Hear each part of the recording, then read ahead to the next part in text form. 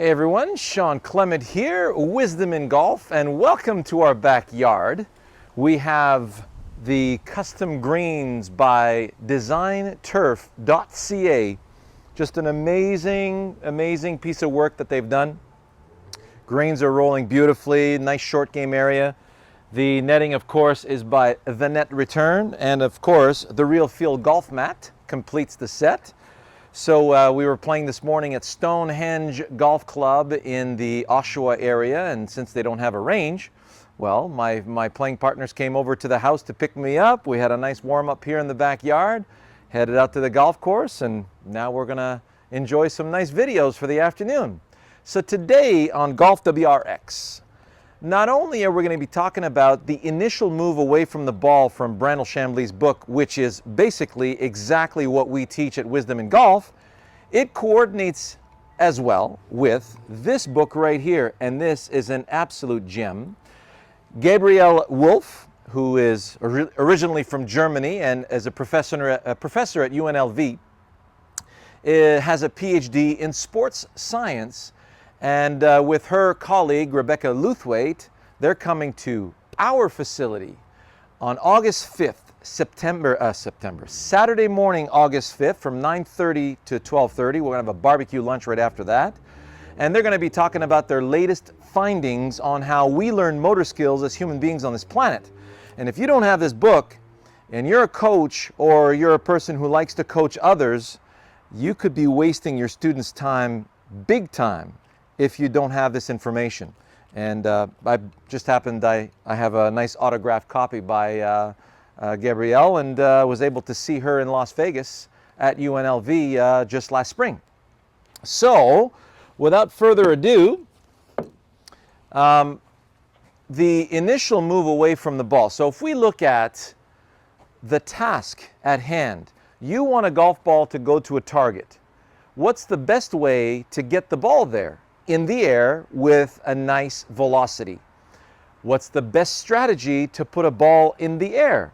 You cut grass with your grass cutting tool. Just to remind everyone, even here with Ping, they have this fabulous notch in the hosel. Yes, of course, it's for golf club adjustments, but it also reduces a lot of drag through the turf when you're cutting through the grass.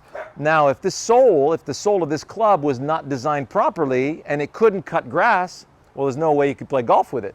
So it's got to have a certain width, a certain sharpness to it, not too dull, not too sharp, so that it could match up with most of the turfs that you see out there. Now, if I want my momentum to go that way, that means I want to cut grass along the surface of the ground in that direction. I don't want to have a planet in my way blocking my path to that target. And I don't want to drop kick the club into the ball either and have all this excess grass and dirt getting in between the club face and the ball. So the best way to get the ball in the air is to cut grass with a nice whipping action.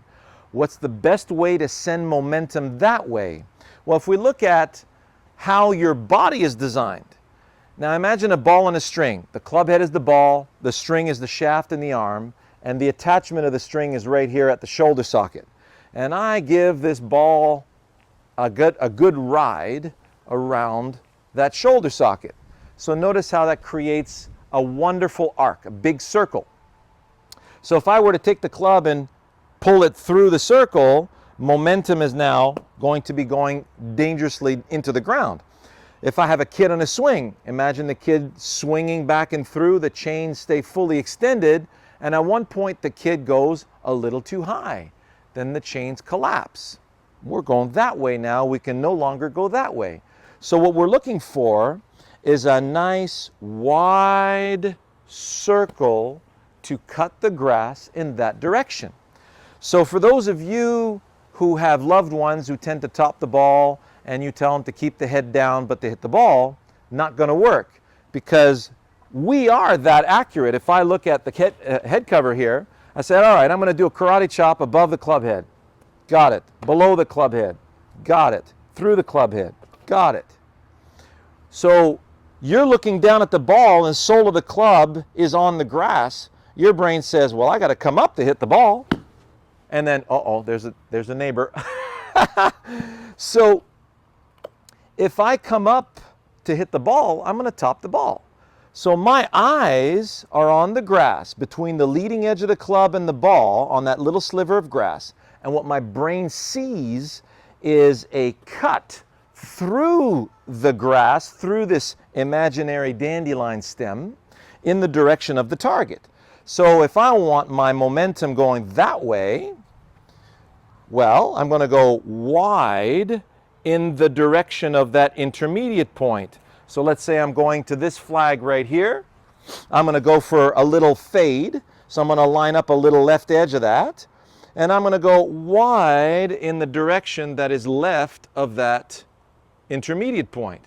Now I can cut grass in that direction and bring the ball back to that flag. So just so you understand wide.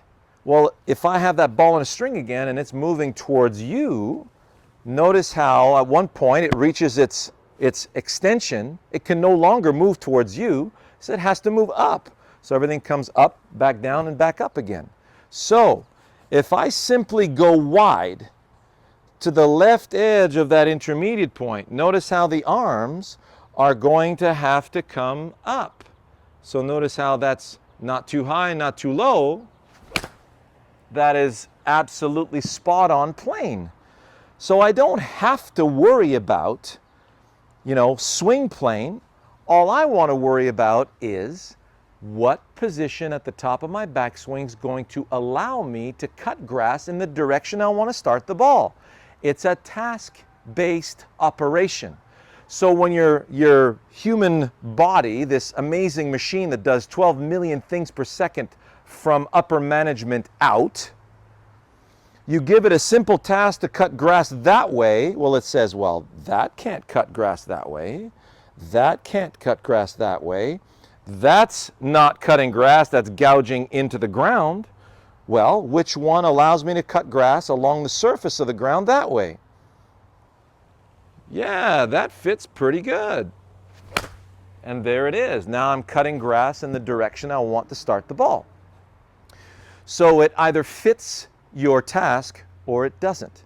And that's the genius of Gabrielle Wolf. She explains this, how external focus, this is what I'm showing you now, is external focus. I'm cutting grass with a grass whip or a grass cutting tool versus, I wonder what my right elbow's doing. Is it flying? Is it not there? I mean, as a teacher, we often ask our students, okay, let's see you take a half backswing. And then they do something like this. And then you show them on video and they go, oh my God, I thought I was here and I'm past parallel. We have no idea, or we have very little idea of where our body parts are because we're not supposed to know. That's not why God put us down here. We have this amazing survival-based machine. All you give it is a task. So I say, well, I got an axe in my hands. I want to cut through the base of this tree in that direction.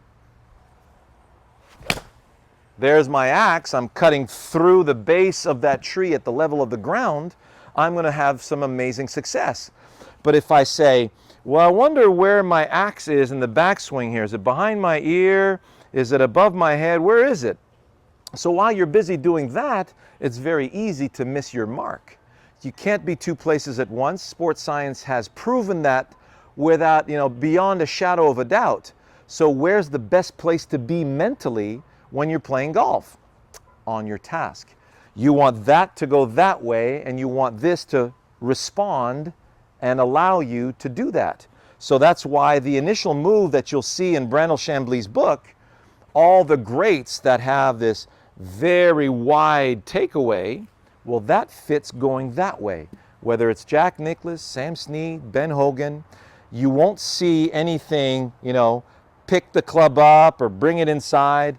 The greatest players all had a beautiful wide and low backswing that allowed them to go that way.